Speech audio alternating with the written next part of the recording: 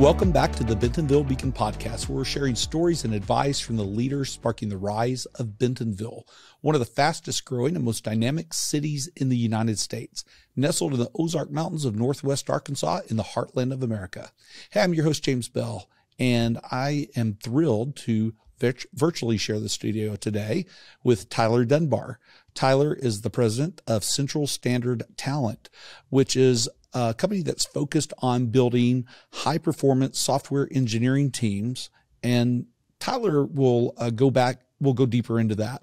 One of the reasons that we have him here on the podcast today is because Central Standard recently announced that it's opening its U.S. headquarters here in Bentonville. So Tyler, welcome to the show and welcome to Central Standard to Northwest Arkansas. Hey, James, thanks for having me. I'm excited to be here. Glad you're here. Well, let's get started by getting to know you. What should the Bentonville Beacon audience know about Tyler Dunbar? Hey, that's a tough question. I would say probably that I love coffee and people, and in that order. Excellent. Well, that is a short answer. I also love coffee and people. So that works out pretty well. Yeah. We share some other things in our background. I was not EOD, but I did spend some time in the Navy as well. Nice. Was out for quite a bit, joined the Army National Guard for a little bit. I don't recommend that path. Anyway, let's talk about Central Standard Talent. First, again, congratulations on the decision to place the U.S. headquarters here in Bentonville. And of course, welcome to the community. Will you share about Central Standard? And feel free to repeat the basics. I think I left some out even. Yeah. But feel free to repeat those basics and then go deeper. Tell us what's different, what makes you unique in your space, and thinking about things like geographic focus, or geographic talent focus, rather, in your business model and whatever else you want to tell us. Yeah, absolutely. And thanks for the opportunity, James. So first of all, we're really excited to be in Bentonville and the Ledger specifically. It's a really cool space and a great creative environment for those who haven't been to the Ledger or haven't enjoyed Bentonville. Bentonville is an amazing place. I laugh. I'm from Northern California, and when I'm in Bentonville, I oftentimes feel like I'm not in real life because things are so nice and things are so clean and the people are so friendly. So it just made sense. We were kind of started in the Arkansas area in Little Rock, and it just made sense for us to consolidate and go all into the Northwest Arkansas area. So that's kind of a little bit why we decided to end up in Bentonville. Central Standard Talent is a pretty cool company. So what we do is we try to help companies who maybe don't have access to talent, or maybe they can't afford the big city talent. We're the solution for them that helps build in, affordable talent that they can have access to. We focus primarily in Latin America, Mexico specifically, and we look for the time zone advantage, right?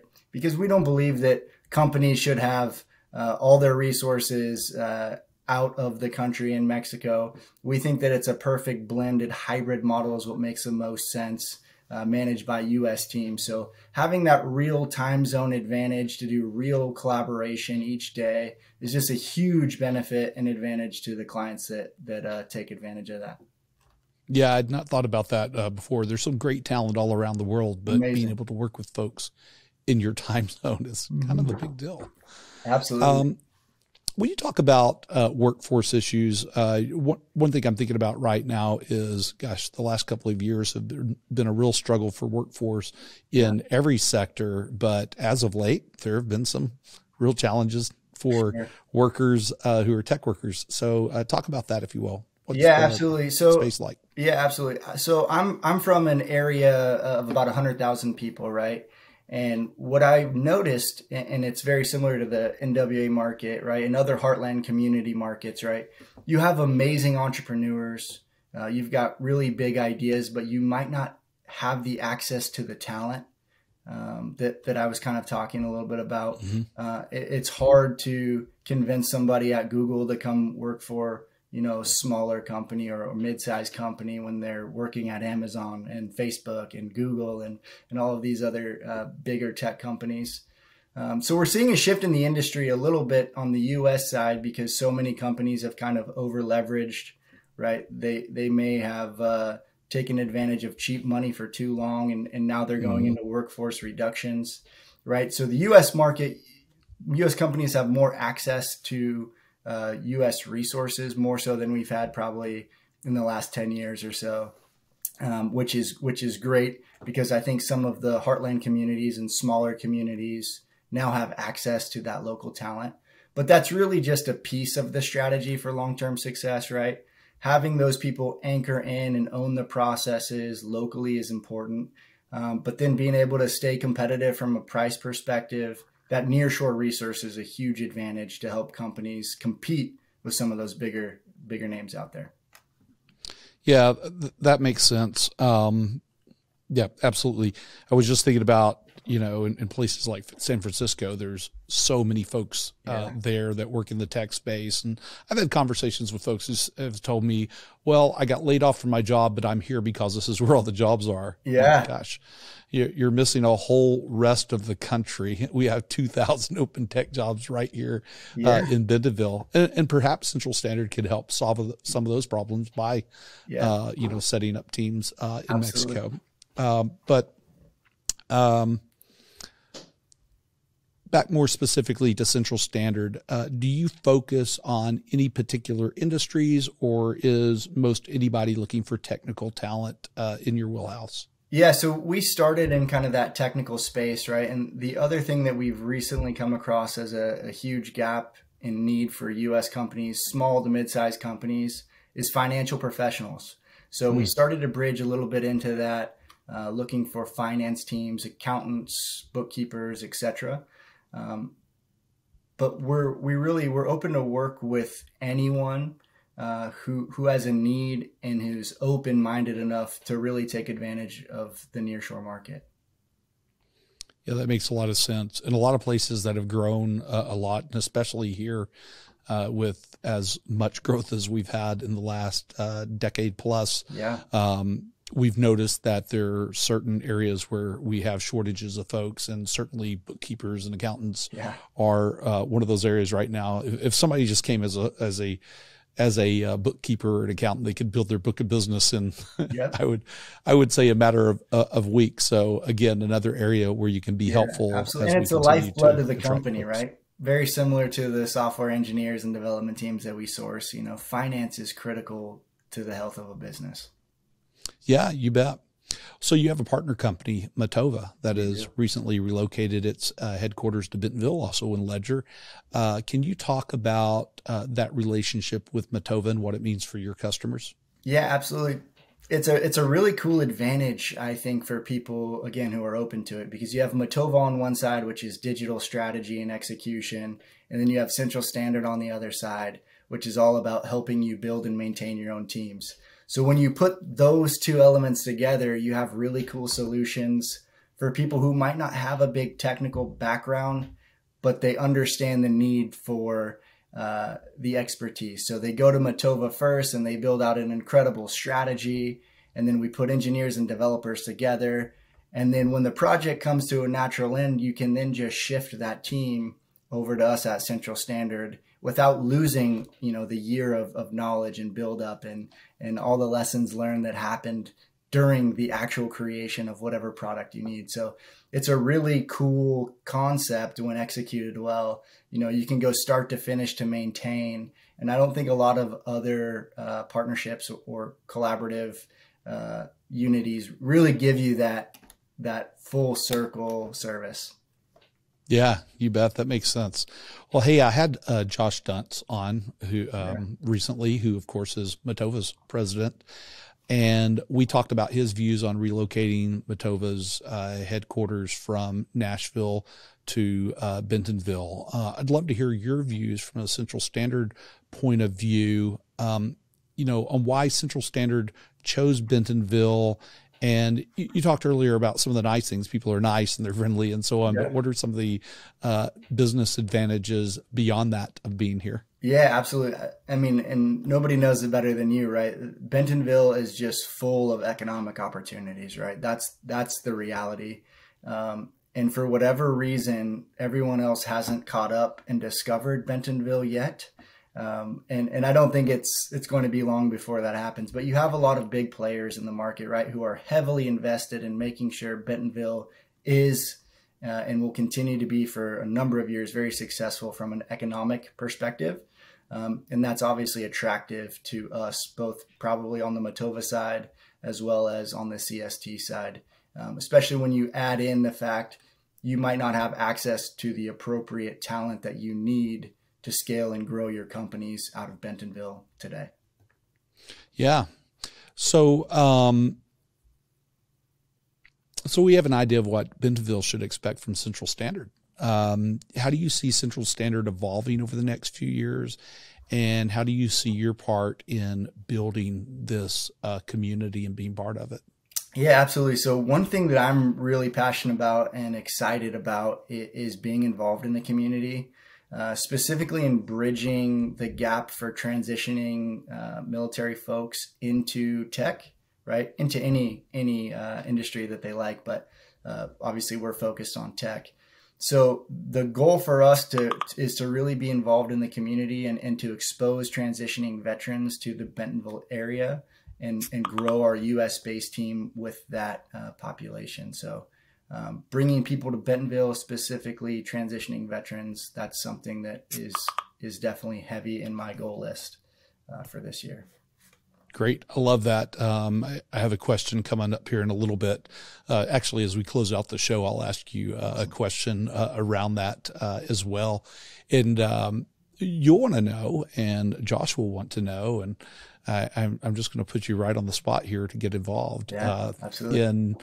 I believe it's in July, Bentonville is hosting a week-long honor fest for veterans, and there's going to be a ton of activities and attracting a lot of military folks here to town to check out Bentonville. So amazing. I'll get you more information about that.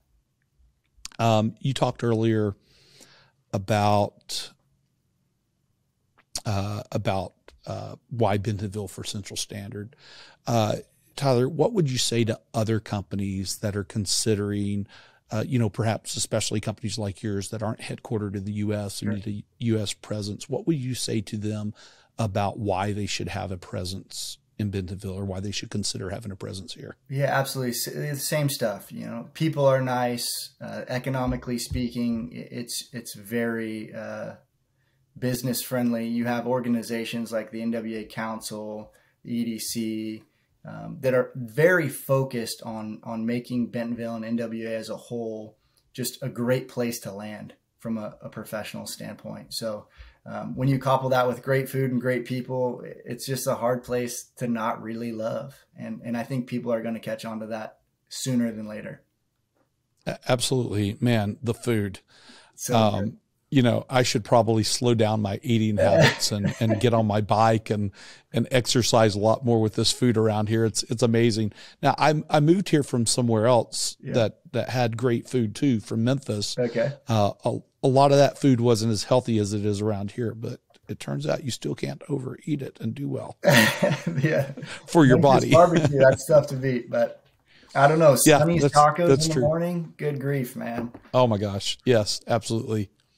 Hey, in some ways, I feel like this interview mirrors the one that I did with Josh, and I'll say not out of laziness, but because there's so many similarities. Central Standard and Matova, of course, but I asked Josh about his background in explosive ordnance disposal, and before we talk more about Bentonville, I'd like to ask the same of you. I realize it's been a relatively short period since you got out of the Navy, but Tyler, what are some of the most important things that you learned in EOD or in the Navy in general that have informed your leadership style and informed your approach to business?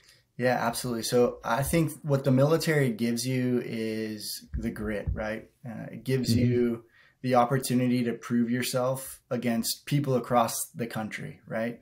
And it's an amazing thing to watch young people compete at that level and really be able to measure themselves in real time against other people who share similar goals In my case, it was explosive ordnance disposal, Navy EOD. But you could probably, as you know, in your career field as well in the Navy, it's really cool to see everybody kind of come together, collaborate on ideas, and then compete against each other, right? And I would say the concept that I take with me the most from the military is action always wins, right? That's something that I believe deep down in my core. Strategy is great. Planning is awesome. But when we planned for like 3 or 4 different outcomes. And we did that because we were going to go execute the first plan, which we knew wasn't going to work probably, right? So then we had a plan B, C, and D. And most of the times, you know, it fell on one of those additional plans. Every once in a while, you know, the first plan would work. But what you start realizing in that scenario is that you have to move. If you don't move, you can't win, right? And over planning, I see so many people do it outside of the military. So many people have these great ideas and they just plan themselves out of relevance, right? And it's a sad thing. And they become the people who say, I was gonna be, or I could have done. And the reality is, but you're not, right? And it's not because you weren't good enough. You were probably smarter than me, but you failed to move. And I think more priority should be placed on getting going and moving and figuring it out as you go, because everyone's going to make mistakes, and some weeks are great and some weeks are terrible. And I think it's probably safe to say that that's across any industry. But the reality is, you know, if you just keep going, you're going to win. It might not be in the timeline you wanted. It might not look like you thought it was going to look, but you'll win. And that's the goal. That's great. That should be an entire book. You should write it. Nobody would read it, James. What's that? I said nobody would read it. I think a lot of people would read it, especially, you know, I mean, well, you said that in a couple of minutes, but you know, you could go do tons of speeches and write a 500-page book on this and make a lot of money. Sure. Yeah, but because people need lots of examples and stories. But no, that's all great advice. I mean, I found the same thing. I was a hospital corpsman. Yeah. And you know, it's the same thing. You want to be the best hospital corpsman out there, period. Yeah. But then you've got all your friends and colleagues around you that you're rooting for as well, and you're really all cooperating. Cooperating, is that the right word? A good bit of coopetition is really good for you. But at the end of the day, you have to get up and move and do something. I mean, could you imagine if your corpsman spent his time or her time planning on how they were going to help you on the battlefield? Yeah, we would die. An awful idea. Bleed out. Yeah, that's what would happen. You bet. Okay, let's come back to Bentonville. Sure. And we'll get into some wrap-up questions here in a little bit as well. But Tyler, what excites you most about making the transition to Bentonville?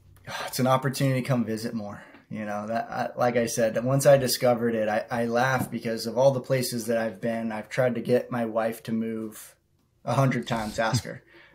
But she would always say no. But when I was in Bentonville, you know, I was same thing. It's an amazing place. Kind of feels like the Truman Show. Where are you hiding all the bad stuff?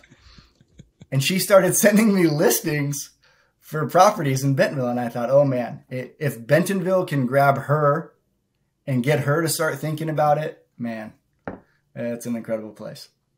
It's pretty common. I've heard this Truman Show reference before. Have you? Okay, yeah, there you go. It must be real. It is a pretty funny reference. You know, on your first visit, what did you expect you were getting into with Bentonville and in Northwest Arkansas? And then what was reality? Yeah, absolutely. We were already hearing some. There was rumblings of amazing things happening in NWA for me. I had a friend that I knew from Sacramento who moved to Fayetteville about 5 years ago. Went to University of Arkansas and loved it and stayed, and now is raising his family there. So I had a little bit of an idea that, you know, in order to capture a guy like that and keep him there, it had to be something pretty amazing. But again, going to your community and going to the NWA and seeing how friendly everyone is, right? And this all sounds like it's made up, right? Like it's just paper, yeah. But it's real. You know, you go, there's no trash on the ground. The people are friendly. The food is amazing. the economic development, I mean, you can see it all around you. There's very few places I've been that have all of those pieces working together. Yeah, it's hard sometimes to get people to, well, they certainly can't really get it until they're on the ground. And then they get here and it's a say no more moment. They can't believe what they're seeing. And then they can't believe it at every corner, right? There's always seems to be something new. Very important question. If you're going to be spending time in Bentonville, have you started mountain biking yet? I do mountain bike. Yep. So excellent. Yep. I'm very active outdoors, but I know you guys have some amazing trails. Next time I've got to rent from one of those off the trail places and go for a ride. Yeah, there's a number of great bike shops you can rent from. There's even some folks who will bring you a bike to wherever you are. That's amazing. To rent from and already have it set up for you. Yeah.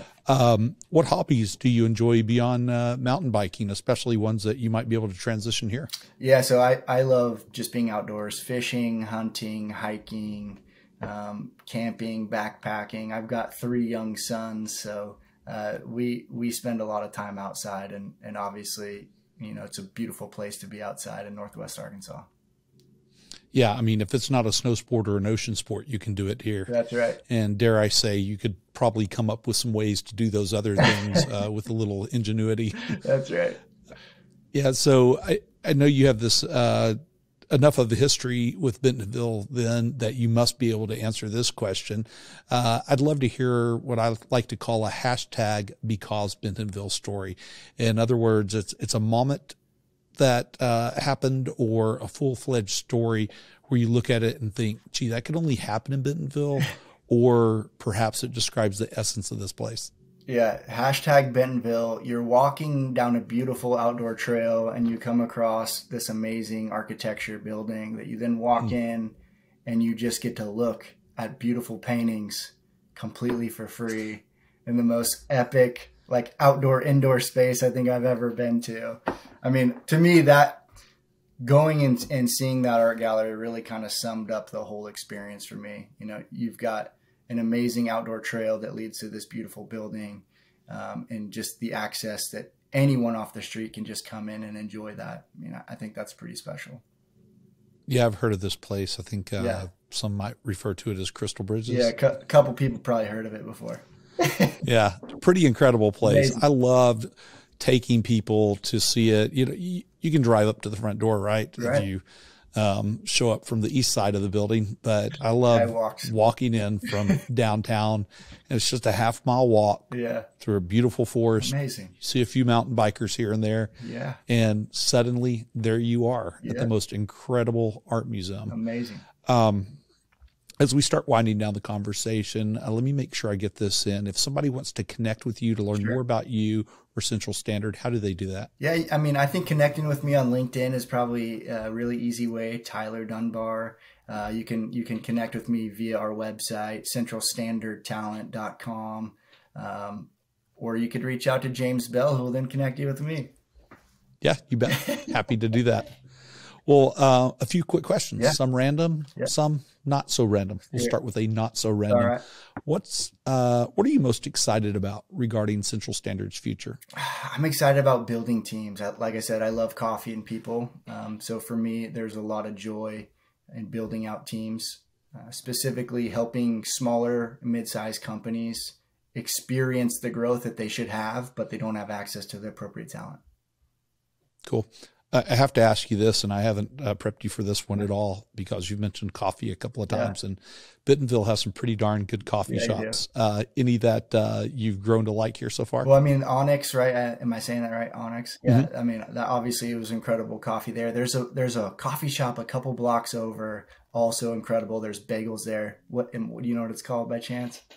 Oh, the Ozark Mountain Bagels. Maybe. Is that the one you're thinking of, or you think of somewhere else? Probably.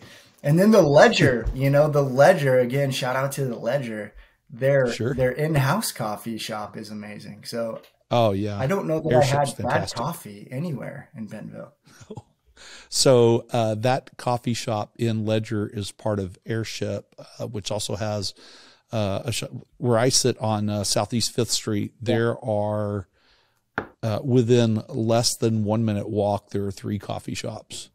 Yeah. all craft Stuff. coffee. Airship's one of them, but they also have a couple of other locations. One that they're just opening that's in an old pump house. Okay. And then my favorite one, you'll have to check this one out, is in the middle of the Kohler mountain bike preserve. Okay. You can only get there by trail. Wow. That's awesome. So yeah, so you can go, you can walk there, but you can also go shred some trails and, you know, you can grab coffee if you want, but you can grab a beer, grab a sandwich, whatever you want. It's a really cool spot. Yeah. What's your favorite word? Action. Oh, I love it. That's pretty easy. What's the craziest thing you've ever done that you can tell us about? Ooh, between all the skydiving and shooting, blowing stuff up, diving, probably getting married at 21. That's probably the craziest thing I've ever done. That's a pretty solid, crazy thing. Hey, it worked out though. Are you a hunter or a gatherer, and why? Hunter. Action wins. That's right. Last random question. If you could only eat one food for the rest of your life, what would that food be? Banana cream pie. Another pie fan. For me, it's cherry cream cheese pie. Oh yeah. If you've never had one, you're missing out. Yeah. It's it soundly defeats cheesecake all over the place. I believe you. I don't discriminate when it comes to pie. I'll eat it all. Next to last question. And I mentioned earlier that I would ask you about this. You know, one of the things that I think about a lot and that it sounds like you're going to be helping with is how come we don't do a better job of preparing our veterans to transition to civilian life and work. And frankly, we don't even do a good job of it with our reservists and our National Guardsmen, you know, especially over the last couple of decades, with the disruptions in their lives, and when they return home. So what advice do you have for our fellow sailors, soldiers, airmen, and Marines for making these transitions? And then also, how can a community like Bentonville be helpful? Yeah, absolutely. So I think part of that is a good thing, right? Most people who join our military, we don't think about what are we going to do when we get out, right? That's right. For me, you know, I watched 9/11 happen. I was in the 7th grade. I saw it on TV, right? Very impactful event. So when I joined the military, the last thought I had was what I'm going to do when I get out of the military. That's what allows our teams to be really successful and focused on what we do. The flip side of that is you create people who don't necessarily think that they can do anything outside of this expertise. For me, it was just over 12 years. And the population outside of that, they may not understand the soft skills that you bring to the table. Mm-hmm. They might not understand all of those experiential things that have created a person who's able to lead teams that, you know, maybe you can't find outside of the military.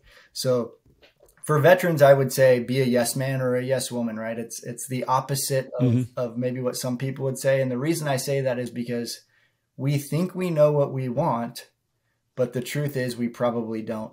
I saw a LinkedIn post the other day and it compared it to Baskin Robbins, right? Service members coming out of service look at transitioning as if you're entering Baskin Robbins. There's 31 flavors. There's 31 options. You have to try some things and you have to be okay with not liking it. And you have to be okay with experiencing and discovering things that you didn't know existed beforehand. And I think the more we accept that and internalize that, the better we're going to be as transitioning veterans. And the more community members can see that there is a lot of value in service members, but it might not be in the traditional skill sets that you're used to seeing in your 9-to-5 employees. And the reality is some people get it and some people don't get it. And the human nature of us all is we want to spend the time with people who don't get it and tell them why they should get it, right? Like that. Right. Maybe I'm speaking for myself. But what we should be doing instead is finding the people who get it, and they might not even know why they get it, right? And spending time with those people and helping them and teaming up and partnering and collaborating with them. And success is going to happen off of those relationships, because relationships are still the most valuable thing in this economy, right? So that would be my advice. That's all great advice. I wrote down a few things. Relationships. We know where that goes. I love that you said try new things. Yeah. Yeah, you just don't know what the opportunities are out there when you get out. But also that you said yes men and yes women, because that could have a negative connotation. It does, right? mostly, but it absolutely right? means, one of the things in my sort of corporate career that I did a lot was to say yes to the things that nobody else wanted to do. Sure. And I got to tell you, it took me pretty far. Yeah. Because, I had all these opportunities laid out in front of me that looked horrible sometimes Yeah. that turned out to be pretty great. And it opened up some other doors to me because people remembered. Absolutely. But I love that you also said soft skills, because I don't think that most civilians or many civilians would look into the military and expect to hear those words. Sure. Come out of somebody's mouths. But even in the battlefield environment, right? Or going out, there are an awful lot of folks who went to Afghanistan and Iraq and so on that are coming home and have really dealt with some really delicate situations, Yeah. right? I mean, it's not always pull the trigger. Right. There's a lot that you do that falls into, well, first of all, just dealing with the folks around you, 100%. but really dealing with folks that you don't know and maybe have a little bit of trouble communicating with. Absolutely. There's a lot to be said for that translates really into civilian life. Absolutely. And imagine, for example, in my profession, right? I had to convince people why I needed to blow something up next to something that was very valuable to them. Mm-hmm. I mean, imagine the skill sets that you can harness, persuasion and negotiation, when you have a goal set that you have going forward that results in you blowing something up next to something very valuable to another person. And again, those aren't the things that most civilian people think military members are doing, right? They just see what the movie in Hollywood shows them. Yeah, they think we're all killing people and breaking things, but that's a very tiny, tiny part of any of it. In fact, I would venture to say most folks in the military don't do either one of those. Last question. What's something that I should have asked you that I did not ask? Oh, I'm going to flip this one back on you, James. Uh-oh. What is something that you would tell people outside of the area that they should know about NWA, and how do we get more involved with NWA as outsiders, for a lack of better explanation? Number one, I would say come check it out. Yeah. It's hard to really understand this place without being on the ground. I've had people tell me that they've stood in the Bentonville Square within, a short period after arriving, and that without even spending time talking with people, that they could feel the energy of the place, that they could feel something was happening here. You can simply drive around and see that something's happening here. I mean, we're talking about a city that's, pulled over $1 billion of construction permits in a year. Yeah. That the city of Bentonville has less than 60,000 people. Yeah. It pulled over $1 billion of construction permits in a year. Now, to be fair, probably more than half of that is the new Walmart, part of the new Walmart home office. Doesn't but then matter. you drive around town. Doesn't matter. Yeah. I mean, still a huge number that's left. You drive amazing. around town and you see what's happening. But I would tell folks that the opportunities here are absolutely abundant. And I like to frame it this way. First, you have Fortune 1. But Fortune 1 was sort of the beginning. Actually, there's a story of Bentonville, as I've talked with folks, that is long before Fortune 1. This was already kind of a center of an economic hub here. But then Sam Walton comes along, perhaps the greatest entrepreneur this world has ever known, comes along and creates a company here. And J.B. Hunt just down the road, and Don Tyson next door. And these three guys and their folks they work with create 3 companies 60 years ago, I guess 61 years ago this year, that are basically feeding the world. Yeah. In a place that didn't have an interstate, didn't have a proper airport, didn't have, even things like the Beaver Water District. I can go down this list, and it makes you wonder how in the world they did it in a place that at that time then would have been very remote to anybody else. And it happened because of the culture of this place. If you go out and dig in the soil here, we're in the Ozark Mountains, you get to rot pretty quickly. Yeah.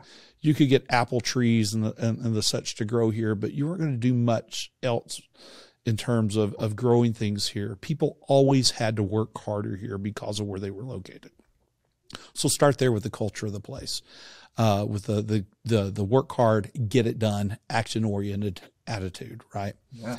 But then you've got 1,400 vendors serving Walmart here with decision-making executives, because for most of them, this is their largest customer. Sure. You have about 400 of the Fortune 500 who have some sort of presence here. You have the community of companies surrounding the vendors that are supporting them.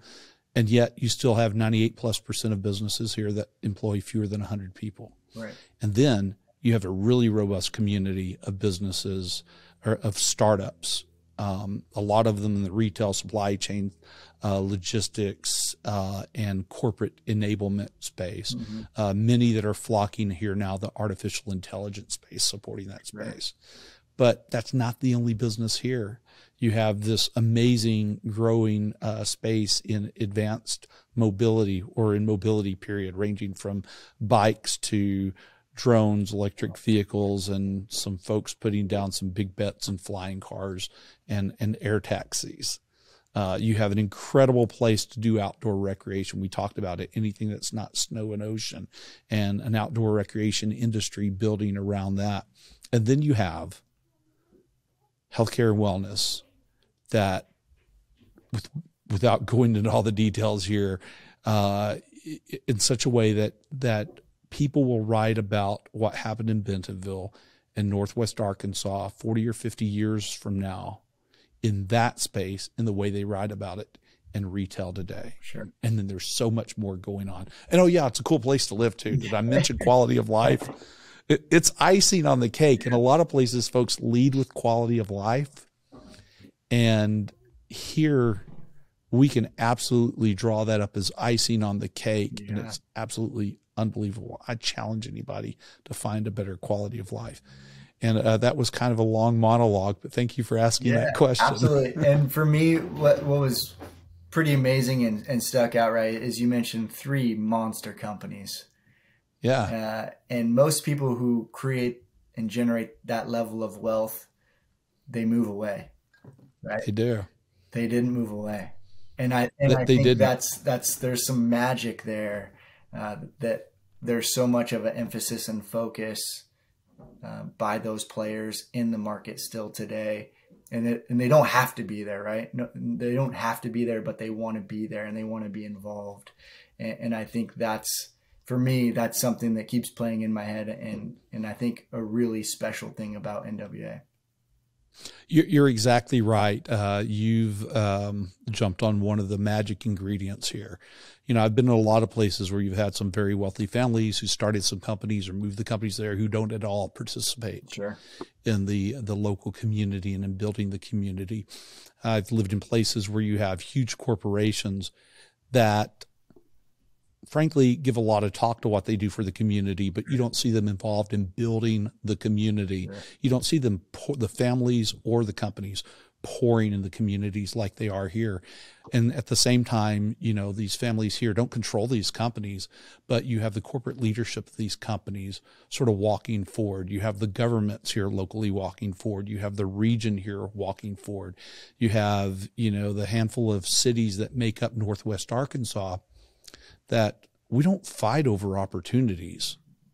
We tell them first, you need to be in Northwest Arkansas, and here's why. Yeah, absolutely. And then, we'll work to get them to our particular cities. But I got to tell you, if there's a deal that I can't get here in Bentonville, I am going to do everything I can to have Rogers or Fayetteville or Springdale or Lowell land that, or Pea Ridge or the other communities around us, because what's good for those communities is good for our community too. Absolutely. And so that's the way we're thinking here. That's amazing. I feel it. And Tyler, this has been great. Yeah. Anything else? No, that's amazing. Hey, I really appreciate your time, James, and I look forward to being part of the NWA ecosystem. So don't hesitate to reach out if you ever think that, I can be helpful in any way. I'm happy to plug in. Yeah, you bet. Thank you, Tyler. I will. I've got some things I'm thinking about right now. All so, right. Thank you for your service to our nation. And thank you for what you're going to be doing here in Bentonville through Central Standard. And thank you for choosing Bentonville. Yeah, absolutely. Yeah. So thanks to our Bentonville Beacon audience. The show would not be possible without you. I've asked this of you before, and if you haven't done it yet, you should. Send me an email. My email is J, first letter J, Bell, B-E-L-L, @greaterbentonville.com. I would love to hear your thoughts on the show, how it's going, who else should be on it, especially here locally. What episodes have you enjoyed and why? And also take a moment to share the show on social media and with your friends in whatever way that you do. But keep coming back to hear more about Bentonville and its leaders and Northwest Arkansas, this place where you get more of what you want, less of what you don't. And as always, visit BentonvilleBeacon.com to see all of our episodes or check out your favorite podcast player. And of course, hit subscribe there. Thanks, and we'll see you next time.